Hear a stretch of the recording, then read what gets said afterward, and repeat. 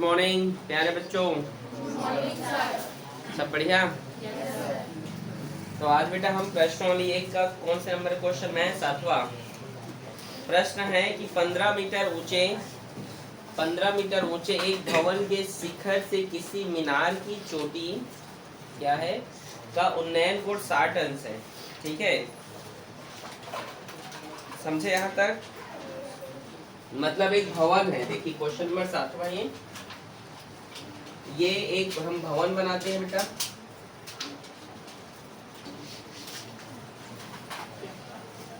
ये मीनार है, ये क्या है? ये मतलब टावर। और ये क्या है? एक भवन है। ठीक है, इसकी ऊंचाई कितना दिया गया है? ये भवन लिखते हैं, कितना है? 15 मीटर, यही ना। जब यहाँ से इस चोटी को देखा जाता है, ठीक है, तो कितना डिग्री बनाता है? 60 अंश। ठीक है, तो यहाँ पे वो एंगल बनेगा, लेकिन यहाँ तो कोई बेस नहीं है। तो यहाँ ये जो धरातल है ना, इसको हम इस तरीके से ऐसे मान लेते हैं इसको। ठीक है बेटा, यहाँ पर एक क्षैतिज प्रकार से ड्रॉ कर लेते हैं। कितना है?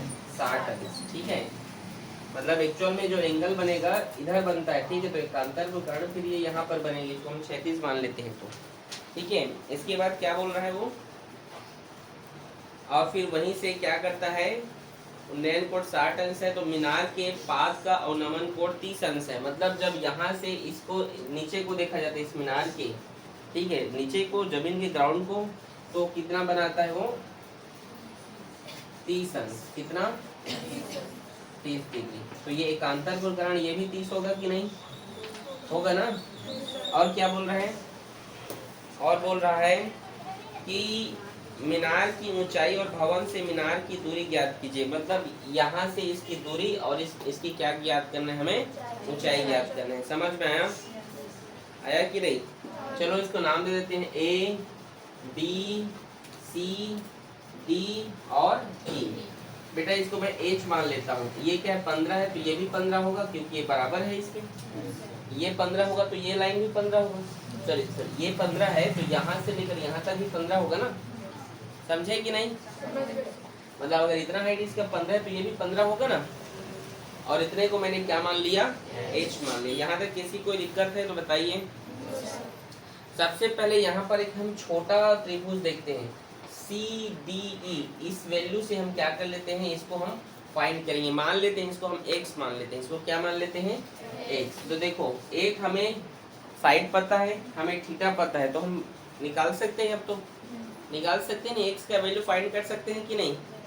तो त्रिभुज CDE से देखो, त्रिभुज आप चाहे तो लिख सकते हैं, दिया है क्या क्या दिया है कि भवन की ऊंचाई कितनी है, ये सब लिख लेना है। भवन की ऊंचाई कितना है? 15 मीटर। ठीक है, और लिख लेना C से D का दूरी हमने x माना, A भी हमने क्या माना? h माना। ठीक है, समझ गए ना। और ED बराबर 15 है। ठीक है, तो त्रिभुज CDE से, त्रिभुज CDE से आप देखिए, यहाँ पे हम tan 30 फाइंड करते हैं। ठीक है, आप जानते हैं tan 30, tan थीटा मतलब क्या होता है? लंब बटे आधार। तो ये लंब है, मतलब ED क्या है? लंब है, और आधार क्या होगा? CD होगा कि नहीं? तो ये tan 30 और ED का वैल्यू क्या है बेटा? यहाँ पे 15 और CD का x।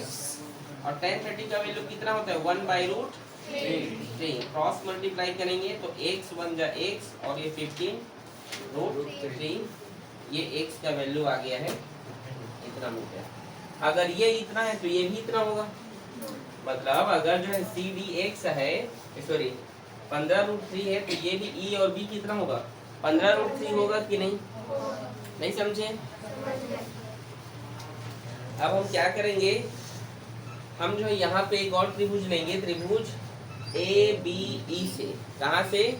ABE से। ठीक है, देखिए करते हैं त्रिभुज ABE से हम क्या करते हैं बेटा? tan 60 क्या है? लंब बटे आधार होता है, जानते हैं आप। tan थीटा मतलब क्या होता है? लंब बटे आधार। तो ये लंब क्या होगा? इसका h होगा, आधार क्या होगा? EB।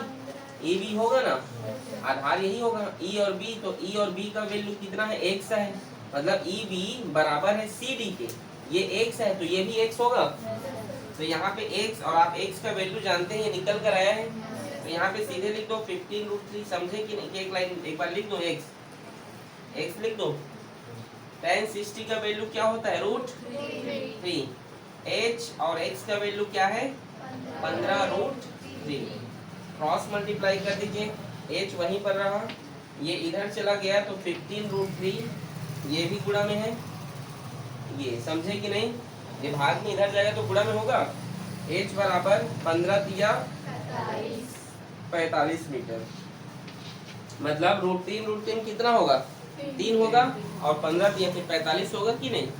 और आप जानते हैं ए से हमें, अच्छा मीनार की ऊंचाई ज्ञात करना है, मीनार की ऊंचाई क्या है, ए सी है, मीनार की ऊंचाई क्या है बेटा, ए सी बराबर क्या है, A B plus B C, है कि नहीं, तो ए बी क्या है बेटा जी, एच है, और एच का वैल्यू क्या है 45, और बी सी क्या है बेटा 15, तो इसको जोड़ोगे 60 होगा, चेक करो तो 60 आया है, 60 मीटर लिखना ना, यूनिट लिखना 60 मीटर, ठीक है, आया, समझ आया कि नहीं, नोट करो इसको। अगला प्रश्न है, चंद्रा जी क्या हुआ, खाना वाना खाकर आई हो। अगला प्रश्न है, नदी के किनारे पर दो बिंदु ए और बी के बीच की दूरी, नदी के आप जानते हैं दो किनारे होते हैं, ठीक है, ये है नदी का एक छोर है, एक किनारा, और ये नदी का दूसरा। नदी देखे हो, कितने लोग देखे हो भाई,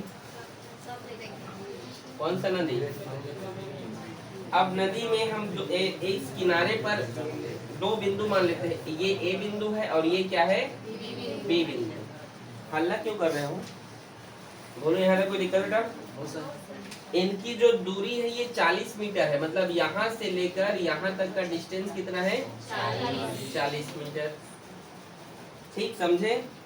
नदी के एक किनारे के समानांतर दूसरे किनारे पर बिंदु सी है, मतलब यहाँ पर एक बिंदु क्या है, सी है, ठीक है, जो कि एंगल BAC, मतलब ये एंगल बना रहे हैं, तो इस तरीके से,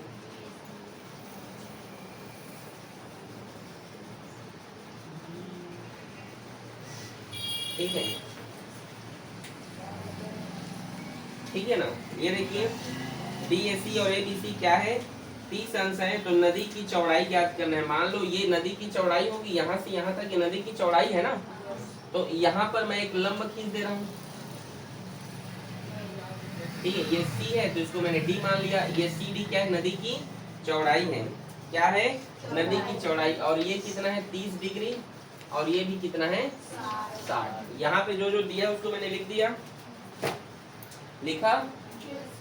अब देखो यहाँ तक किसी को कोई समस्या, नदी की चौड़ाई ज्ञात करना है, कैसे ज्ञात करेंगे, तो किसी एक एंगल को पहले पकड़ेंगे, ठीक है, उसका tan निकालेंगे, तो हमें यहाँ से यहाँ तक तो ए बी दिया है, इसको विभाजित कर देते हैं, एक डी या DB के लिए कितना होगा, ये नहीं, ए से बी तक का 40 है, ए से बी तक के लिए कितना होगा, उसमें तो लिखा नहीं है कि वो बराबर है करके, कहाँ लिखा है, नहीं समझे, उसने ये भी तो नहीं लिखा ना कि ये दोनों जो है लंब जो खींचे हुए एक दूसरे के बराबर है करके, नहीं समझे मैंने क्या कहा, प्रश्न आप बोल रहे हो सर इसको 20 दे दे, तो उसमें तो कहीं पर लिखा नहीं है कि वो जो है जो हम लाइन खींचे हैं वो दोनों का मध्य बिंदु है करके, बोला है क्या, तो हम AD को x मान लेते हैं, क्या मान लेते हैं, तो इसको 40 - x मानेंगे, समझे कि नहीं, नहीं समझे,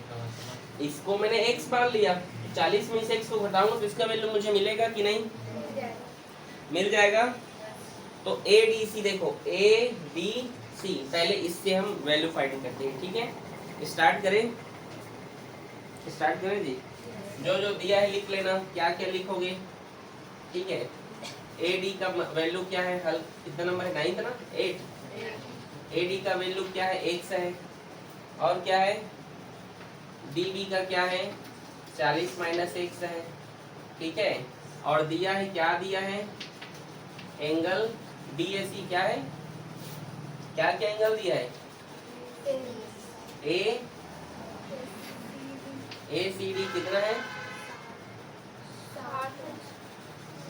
कैसे थे आप लोग बोल नहीं रहे हो, DAC कैसे मुस्कान, उल्टा उल्टा बोल रहे हो, DAC कितना दिया है 60 है, और ABC कितना है 30 डिग्री है, ठीक है, ये दिया हुआ है हमें, ठीक है।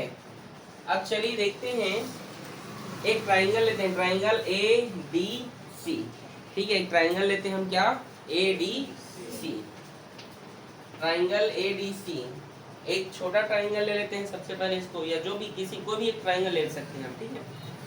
तो इसमें हम क्या करेंगे, देखो इस tan थीटा निकालते हैं इसमें, tan, अच्छा CD को मैंने क्या माना है,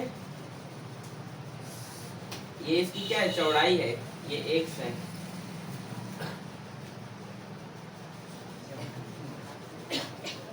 एक वैल्यू तो दिया ही नहीं है ना यहाँ पे, हाँ चलो ठीक है, इसके लिए भी ये लंब होगा और इसके लिए भी ये क्या होगा, बीच वाला लंब होगा, चलो देखते हैं, ठीक है, एक साइड दिया, एक को फाइंड करना है, चलो ठीक है। तो tan 60 फाइंड करते हैं, tan थीटा बराबर क्या होता है, लंब बटे आधार, tan थीटा, और tan थीटा की जगह कितना है भाई 60 है, इस त्रिभुज में ADC त्रिभुज में कितना है 60 है, और लंब कितना है, ये लंब क्या है इसका CD है कि नहीं, आधार, ये आधार है, वो कितना है x, tan 60 का वैल्यू कितना होता है √3, ये CD, ये x, CD का हम मान निकालेंगे, ये भाग में इधर गया तो गुणा में x √3, या ऐसे लिख लो √3x मीटर, मतलब CD का वैल्यू हमें मिल गया है √3x मीटर, ये CD का वैल्यू क्या निकल कर आया √3, समझे यहाँ तक। आगे आप देखिए, यहाँ पर एक और त्रिभुज है, त्रिभुज BBD, समझे कि नहीं, या लिख लो BBC, त्रिभुज BBC में हम क्या करते हैं, tan 30, और जानते हैं tan थीटा मतलब क्या होता है, लंब बटे आधार, तो ये CD क्या होगा, लंब होगा, और आधार क्या होगा DB, मतलब 40 माइनस x, समझ आ रहा है मैं क्या बोल रहा हूँ, नहीं समझे, फिर से बोलूं क्या, देखो ये है BDC, एक और त्रिभुज है ना, इसमें मैं tan, ये 30 डिग्री है, तो वैसे लिखूंगा tan थीटा, अच्छे से लिख दूं क्या, लो और डिटेल में लिखो, tan थीटा बराबर लंब बटे आधार, tan और थीटा की जगह कितना है 30, लंब क्या है, तो थीटा का सामने वाला लंब होता है तो CD, आधार क्या है DB, तो ये DB, ऐसे लिखूं एक छोड़ नहीं ना, लिख दे रहा हूँ DB, tan 30 का वैल्यू 1/√3, CD का CD, DB का वैल्यू क्या है 40 माइनस x, CD को हम वहीं पर छोड़ देते हैं, ठीक है, और ये 40 माइनस x इधर चल देगा, तो ऐसे होगा, ये ऐसे लिखाएगा, नहीं समझे मैंने क्या कहा, किसको इनको समझ में नहीं आया, बोलिए बोलिए, नहीं आया, अरे tan 30 का वैल्यू 1/√3, CD का CD, DB का मान क्या है 40 माइनस x, तो 40 माइनस x लिखा है यहाँ पे, 40 माइनस x के गुणा 1 से करोगे 40 माइनस x होगा, नीचे में √3 है तो √3, CD वहीं पर है, बोलो समझे, समझे कि नहीं आप लोग,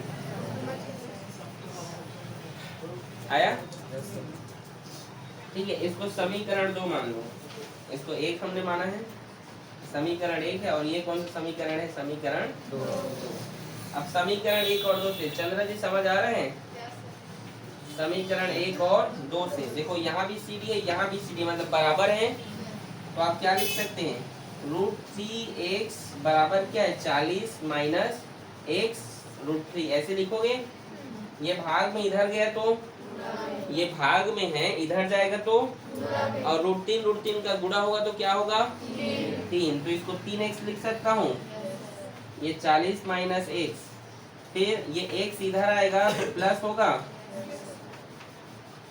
3 में एक x जोड़ो कितना होगा 4x बराबर 40। x का मान निकालोगे 4 एक का 4 सुना, मतलब यहाँ कहने का मतलब है कि ये भागुड़ा में इधर जाएगा भाग में होगा ना, तो x मतलब x AD है ना, उसका वैल्यू कितना निकल कर आया है 10 मीटर। तो यहाँ पे लिख लेना, यहाँ पे लिखना AD का मान कितना है 10 मीटर। समझ आ रहा है मुस्कान? तो बेटा DD का वैल्यू ज्ञात करोगे तो 40 माइनस x की जगह क्या डालोगे 10, तो कितना होगा 30 मीटर। समझे? ये मिल गया मेरे को, मिल गया ना। तो CD का मान देखो, CD का मान हम यहाँ से भी निकाल सकते हैं, यहाँ से भी निकाल सकते हैं, इसमें वैल्यू पुट कर दे रहा हूँ, ठीक है। ये हमें पूछा ना कि नदी की चौड़ाई क्या है, वही पूछा है, तो यहाँ पे लिखना नदी की चौड़ाई।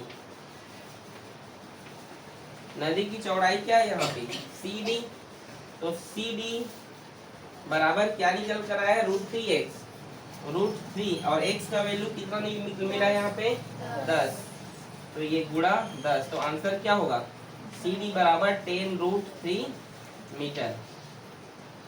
ये इसका आंसर। देखो हम ट्रिग्नोमेट्री की सहायता से नदी कितना गहरा है वो भी पता कर सकते हैं। समझ में आ रहा है? इस प्रकार से एंगल में एंगल लेके। कठिन है? कठिन लग रहा है? कहाँ बोलो, कहाँ पे समझ में नहीं आया बताऊंगा, बताइए कहाँ पे नहीं आया।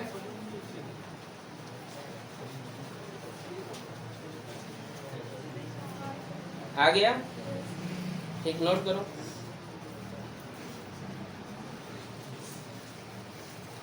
अगला प्रश्न है बेटा क्वेश्चन नंबर 9। लिखा है कि एक मंदिर का शिखर तथा उस पर लगा झंडा भूमि के किसी बिंदु पर क्रमशः 30 और 60 अंश का कोण अंतरित करता है। एक मंदिर का शिखर तथा उस पर लगा झंडा भूमि के किसी बिंदु पर क्या करता है 30 और 60 अंश का कोण अंतरित करता है, तब मंदिर की ऊंचाई, अच्छा मंदिर की ऊंचाई और 10 मीटर है, ठीक है। तो चलिए देखिए, हम मान लेते हैं ये मंदिर है, ये जिसकी ऊंचाई कितना है 10 मीटर, ठीक है। और यहाँ से जब देखा जाता है, ठीक है, इस बिंदु को, मतलब यहाँ से जब नीचे को देखा जाएगा ना, नीचे को देखा जाता है तो कितने डिग्री का कोण बनाता है वो 30 डिग्री का। और जब यहाँ पर एक झंडा भी लगा हुआ है, झंडा भी लगा है बोला है ना, ठीक है, झंडा भी लगा है, ये ऊपर झंडा जो लहरा रहा है, ये झंडा है समझिए मंदिर का, ठीक है। मंदिर का जो झंडा है जो लहरा रहा है वो भी क्या करते थे जब देखा जाता है तो 60 है ना, 60 अंश का कोण बनाता है। कितने का 60 अंश का, यही लिखा है ना 60 अंश का कोण बनाता है, ठीक है। तो यहाँ पे लिखा है कि मंदिर की ऊंचाई 10 मीटर, हाँ लिख दिया, मंदिर जो 10 मीटर है, तो झंडे की ऊंचाई आपको ज्ञात करना है। अच्छा, झंडे की ऊंचाई हमें क्या ज्ञात करना बेटा, ज्ञात करना है, ठीक है। मान लेते हैं A B C और D, B से C तो 10 हो गया, तो इसको हमने H मान लिया। क्या मान लिया? H। यहाँ तक किसी कोई दिक्कत है बोलिए। तो यहाँ पे देखो दो त्रिभुज बन रहे हैं, कितने त्रिभुज बन रहे हैं? बन रहे हैं कि नहीं, ठीक है। एक क्या बन रहा है, एक BCD, BCD, एक त्रिभुज बना BCD, और एक क्या बन रहा है ACD बन रहा है, एक BCD और एक क्या है ACD। पहले छोटे वाले से करते हैं, छोटा त्रिभुज लेते हैं, ठीक है। पहले छोटा त्रिभुज जो BCD है उसको फाइंड करते हैं, ठीक है। जो जो दिया है उसको लिख लोगे, ठीक है।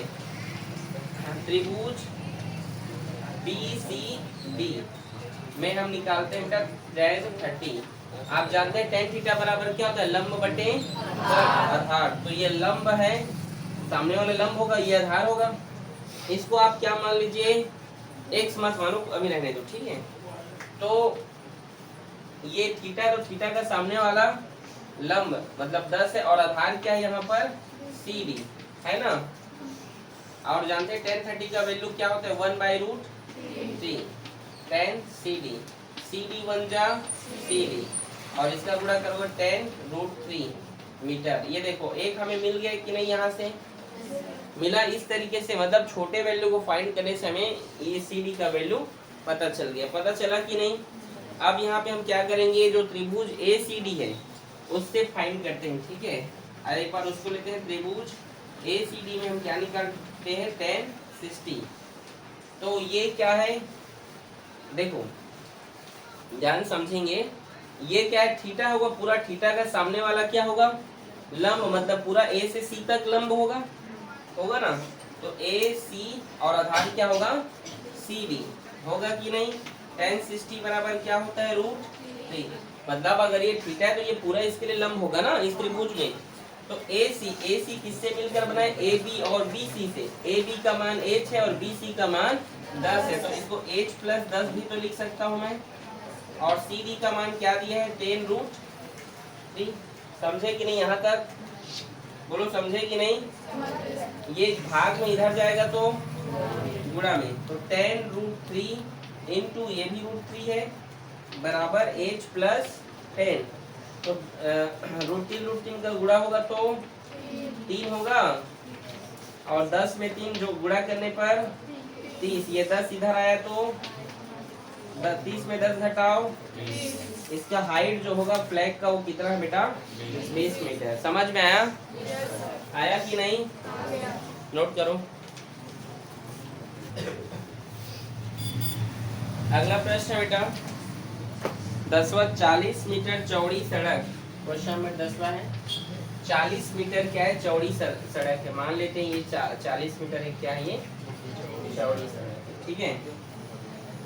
दो समान ऊंचाई वाले, ठीक है, दो समान ऊंचाई वाले, एक ये और समान ऊंचाई वाला बोला है ना, तो ये एक ये, ठीक है। दो समान ऊंचाई वाले क्या है, बिजली के खंभे हैं। ये बिजली के क्या है बेटा, खंभे हैं, जो एक समान दूरी पर, जो एक दूसरे से क्या है, सामने, अच्छा सामने स्थित है। देखिए सामने स्थित है। दोनों खंभों के बीच सड़क पर स्थित किसी एक बिंदु से पहले, बात ना करें पीछे बॉयज, किसी एक बिंदु से पहले एवं दूसरे खंभे के उन्नयन कोण क्रमशः 30 अंश है। मतलब ये यहाँ से इसका उन्नयन कोण, मतलब नीचे देखा जाए तो क्या 30 अंश, मतलब 30 अंश थोड़ा दूर बनेगा, ऐसे बनेगा ना 30 अंश। मतलब ये इस प्रकार से इसका साइड ऑफ एंगल बने, मतलब यहाँ पे जो एंगल, तो एकांतर कोण कारण यहाँ पे एंगल बनेगा एक्चुअल में, ठीक है ऐसे। तो उस एकांतर कोण के कारण यहाँ पर बनेगा अल्टरनेट इंटीरियर एंगल, कारण यहाँ पर 30 डिग्री होगा, याद रखिएगा, ठीक है। उसके 36 बंद है, लेकिन वो एकांतर फिर यहाँ पर आता है, ठीक है ना, एकांतर कोण के कारण, ठीक है, समझे। आगे लिखा है और इधर से 60, तो इसके लिए 60 तो इधर बन जाएगा, ये 60, ये इधर 60 होगा, तो 60 है तो एकांतर कोण कारण यहाँ पर बनेगा 60 इसका। समझ गए। तो खंभे की आपको ऊंचाई ज्ञात करनी है और एक दूसरे से क्या ज्ञात करना है, दूरी ज्ञात करना है, ठीक है। मान लेते हैं ये क्या है, ए है, ये बी है, ये सी है, ये डी है और ये बिंदु पी है, ठीक है, कोई दिक्कत। और बी से लेकर सी तक की दूरी क्या है बेटा, हमें ये नहीं पता। अच्छा ये बताओ क्या है, दोनों बराबर हैं, मतलब उसमें कहीं पर लिखा नहीं कि दोनों खंभे एक दूसरे के जो डिस्टेंस और बराबर में, ऐसा नहीं बोला है ना, सामने स्थित है बोला है। तो इसको हम x मान लेते हैं बेटा, तो ये 40 - x हो जाएगा, होगा कि नहीं। पहले छोटे कोण को हम बनाते हैं, पहले किसको बनाते हैं, ठीक है। त्रिभुज सी डी से हम निकालते हैं, देखो एक मिनट, ये तो x मिल गया, इसको और कुछ वैल्यू फाइंड नहीं है क्या, इसको मैं h मान लेता हूँ, इसको क्या मान लेता हूँ, h x, अब ये ठीक है चलेगा, समझे। तो देखो 1060 निकाल रहा हूँ बेटा, क्या निकाल रहा हूँ, 1060। आप जानते हैं tan थीटा बराबर क्या होता है, लंब बटे, तो सामने वाला लंब होगा h और आधार क्या होगा x। 1060 का वैल्यू क्या होता है, h/x, क्रॉस मल्टीप्लाई करोगे तो h, सॉरी इसका गुणा हो जाएगा, भाग में इधर गया तो समीकरण 1, समझे। एक और त्रिभुज देखते हैं। यहाँ पे त्रिभुज है ए पी और बी। इस पे निकालते हैं tan 30। तो लंब कौन होगा? लंब इसके सामने वाला होगा ए बी। तो ए बी क्या उसके समानांतर है? क्या है उसके समानांतर? तो ए बी एच होगा। तो इसका आधार क्या होगा? 40 माइनस 1। समझे कि मैंने क्या कहा? मतलब अब हम ए पी बी निकालेंगे तो ये थीटा है, थीटा का सामने वाला लंब होता है। अगर ये वाला एच है तो ये भी एच होगा ना। तो लंब एच होगा, आधार 40 माइनस 6। आप जानते हैं tan 30 का वैल्यू क्या होता है? 1/√3। फिर H by 40 minus 1 cross multiply कर दे 40 माइनस 1, ये उधर गया तो क्या होगा? √3h होगा ना। इसको समीकरण 2 मान लीजिए, ठीक है। समीकरण 1 से आप देखिए, या ऐसे आगे देखिए फिर आगे देखिए 40 माइनस 1 बराबर √3 और h का वैल्यू देखिए कितना है यहाँ पे? √3x है कि नहीं? तो यहाँ पे लिख देना समीकरण 1 से है करके, समीकरण 1। समझे कि नहीं? समझ आया? फिर ये 40 माइनस एक्स √3 का गुणा हुआ तो 3 होगा, x उधर गया तो 4x होगा, माइनस x उधर गया तो प्लस x होगा। तो 3 और 1 4 होगा। फिर ये हम क्या करेंगे यहाँ पर? आगे देखिए x का वैल्यू फाइंड करेंगे। 4 इधर भाग में जाएगा, 4 1 काम 4 सुनाम। x का वैल्यू कितना मिल गया? x कौन है? PC। मतलब हमें पता चल गया PC क्या है? 10 मीटर। तो इसका जो दूरी है, पहले BP निकाल लो। BP कितना होगा? 40 माइनस x की जगह क्या रहेगा? 10। तो कितना हो गया? 30 होगा। समझे कि नहीं मैं क्या बोल रहा हूँ? PC का वैल्यू जो है हमें मिल गया है 10 क्योंकि इसका मान x था। तो PC का मान 10 मीटर मिला है।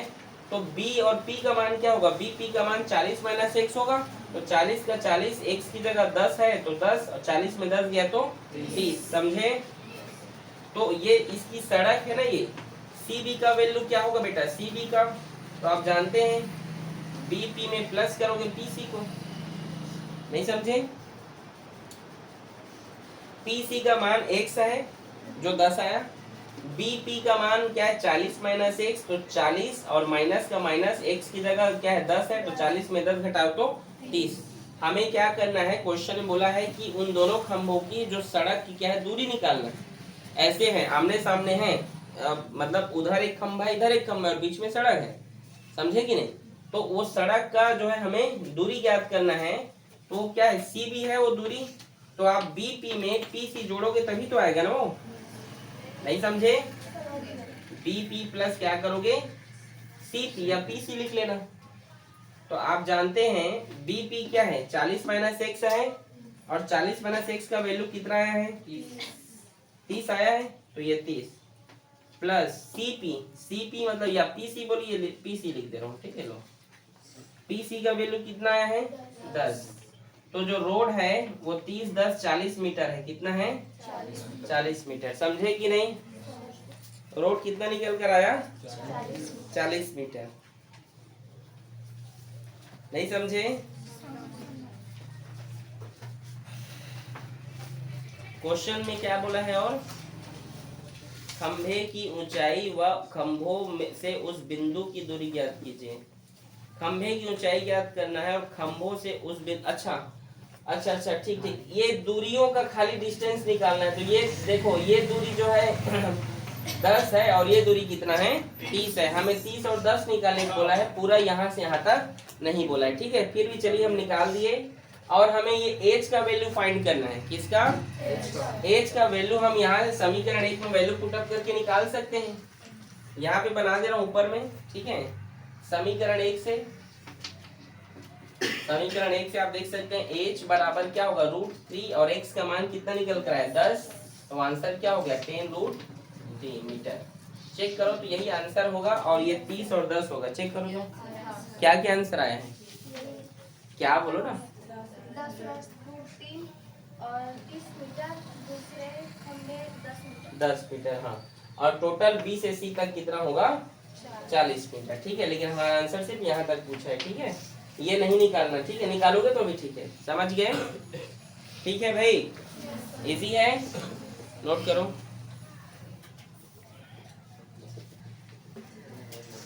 अगला प्रश्न है बेटा, एक प्रेक्षक भूमि से 90 मीटर ऊंचाई पर क्षैतिज रेखा में उड़ रहे गुब्बारे को देखता है। ठीक है, क्षैतिज रेखा में उड़ रहे गुब्बारे को क्या करता है? वहां देखता है।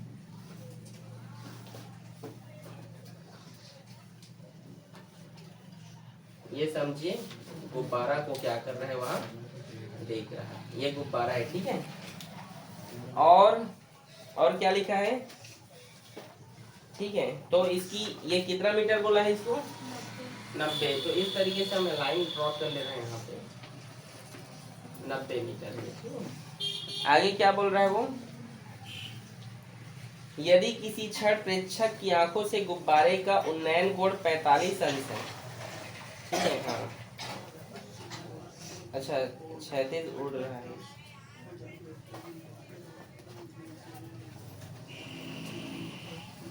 चलो, जो पहले जो चित्र दिया है उसको यहाँ पे बना लेते हैं। ठीक है, और क्या चित्र पहले बना लेते हैं। ठीक है, और क्या लिखा है यहाँ पर?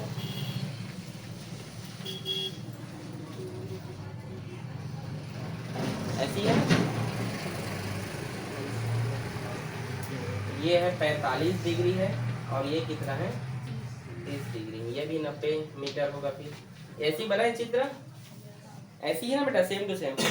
मतलब एक जो है गुब्बारा है जो उड़ रहा है। ठीक है, और कुछ समय बाद क्या होता है? उड़ के कहीं और जो है चला जाता है। ठीक है, समझ में आ रहा है? तो सेम ही हाइट पे उड़ रहे हैं वो लोग। ठीक है, तो जैसे आप गुब्बारे उड़ाते हैं तो देखियो ना, पतंग होता है, गुब्बारा उड़ाते हो तो क्या होता है? थोड़ा दूर और जो है चला जाता है वो। तो वही यहाँ पे जो कंडीशन है वही है यहाँ पे, और कुछ नहीं है। तो यहाँ पे चलिए इसका हम नाम दे देते हैं। ठीक है, इसको हम A B C D, और इसे हम क्या बोल दे रहे हैं? E। ठीक है, आ रहा है समझ में? देखो, ये आपके बुक में जो दिया हुआ चित्र है, गुब्बारा है जो उड़ रहा है, कुछ सब क्षण बाद जो है अन्यत्र उड़ जाता है वो सेम हाइट पे। ठीक है, तो आपको क्या ज्ञात करना है? यहाँ पे बोला है वो गुब्बारे, वो बोल रहा है कि आपको A से B तक की दूरी आपको ज्ञात करना है। मतलब यहाँ से यहाँ तक की आपको दूरी क्या करना है बेटा? ज्ञात करना है। समझे कि नहीं? तो सबसे पहले यहाँ पे छोटा कोण हम फाइंड करते हैं। ठीक है, क्या है छोटा? ये 11 नंबर का प्रश्न है। tan 45 इक्वल्स टू क्या होगा? लंब बटे कर्ण, तो ये सामने वाला लंब होगा ना? सॉरी, लंब बटे आधार। तो आधार क्या है?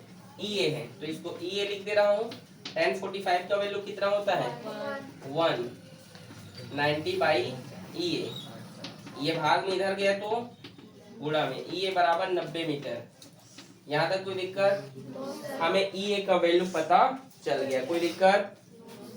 यहाँ पे एक और एंगल है बेटा। ठीक है, एक और त्रिभुज है CEB, है कि नहीं? त्रिभुज CEB। अच्छा, ये कौन सा त्रिभुज है? DEA। ठीक है, आ रहे समझ में? तो देखिए, इसमें हम क्या निकालेंगे? tan 30, और आप जानते हैं थीटा का सामने वाला क्या होता है? लंब होता है। इसका आधार क्या होगा? EB होगा। EB होगा ना? tan 30 की वैल्यू 1/√3 और 90, और ये क्या हो गया? EB। क्रॉस मल्टीप्लाई किए तो ये हो गया EB, ये हो गया 90√3। देखो, हमें EA का वैल्यू पता चल गया कितना है? 90, और EB का, EB मतलब पूरा यहाँ से लेकर यहाँ तक का पता चल गया क्या? 90√3। तो क्या बोला है उसने क्वेश्चन में? क्या बोला है? AB का वैल्यू फाइंड करो, A से B तक का बोला है ना? तो AB का वैल्यू निकालने के लिए क्या करूंगा? EB में मैं क्या करूंगा? EA को माइनस कर दूंगा। समझे कि नहीं? समझ आ रहा है? तो क्या होगा? EB का मान क्या है? 90√3 माइनस EA का मान 90 है बेटा, है ना? तो देखियो 90 कॉमन हो गया तो क्या बचा? √3 माइनस 1। समझे कि नहीं? ये उसका डिस्टेंस है। इजी है? फिर से समझाना है? देखो सबसे पहले छोटा त्रिभुज को सॉल्व करते हैं 10 45 90 बाई, तो क्या है 10 45 और tan थीटा का वैल्यू क्या होता है लंब बटे आधार। तो लंब क्या है 90 है और आधार क्या है ई है। तो यहाँ से tan 45 का मान 1 होता है, ई ए इधर भाग में उधर गया तो गुणा में, मतलब हमें ई ए का मान मिल गया 90 मीटर। ठीक है। दूसरा चीज यहाँ पे सी ई बी त्रिभुज सी ई बी, ये जो बड़ा त्रिभुज है इसमें हम tan 30 निकालते हैं बेटा। तो tan 30 मतलब सामने वाला लंब होगा और आधार, तो लंब बटे आधार, तो लंब क्या है 90 और आधार क्या है देखो इसका ई और बी है। तो इसका मान 1/√3 होता है ई बी का ई बी, क्रॉस मल्टीप्लाई करोगे तो ई बी बराबर 90√3 हो गया। यहाँ पे क्या बोला है हमें क्वेश्चन में ए और बी का दूरी ज्ञात करना है। तो ए बी का मान कैसे निकलेगा, ई से बी में आप इतने को हटा दो तो इतना नहीं मिलेगा, तो ये मिल गया। आपका एक्सरसाइज कंप्लीट हो गया। कठिन है थोड़ा सा ये, नहीं है? प्रैक्टिस करोगे तो नहीं है। देखिए साइलेंट, आज आपका बेटा एक्सरसाइज ये जो 1 है चैप्टर 10 का ही कंप्लीट होता है। देखिए आपके एग्जाम में चैप्टर 9 और चैप्टर 10 दोनों अथवा करके आएगा, ठीक है। तो अगर आप जो है चैप्टर 10 को 9 को अच्छे से आपका प्रैक्टिस है, तो मैं तो आपको यही सजेस्ट करूंगा कि आप जो है जो अध्याय 9 है ट्रिग्नोमेट्री, उसी को आप बनाएं एग्जाम में। चैप्टर 10 में क्या है कई बार बच्चे कंफ्यूज हो जाते हैं, तो आप जो चैप्टर 10 ना बनाकर एग्जाम में क्या बनाने की कोशिश करें चैप्टर 9, ठीक है। आ रहे समझ में? इसके लिए बार बार उसके लिए प्रैक्टिस जरूरी है, लेकिन इसके लिए थोड़ा ज़्यादा प्रैक्टिस की जरूरत है। समझना पड़ेगा क्वेश्चन को, क्वेश्चंस क्या बोल रहे हैं, ठीक है। तो उम्मीद करता हूँ कि आपको लेक्चर समझ में आया है। अगर नहीं आया है तो आप मुझे कमेंट बॉक्स में कमेंट कीजिएगा, बिल्कुल आपको जवाब दिया जाएगा, ठीक है। और ज़्यादा से ज़्यादा इसको क्या करो भाई, बोलो। आप लोग ना तो लाइक करते हो, ना शेयर करते हो, ना सब्सक्राइब करते हो, कैसे? ठीक है, शेयर कीजिए और लाइक कीजिए और कमेंट भी कीजिए, ठीक है। साथ में सब्सक्राइब भी कीजिए, ओके। चलिए ठीक।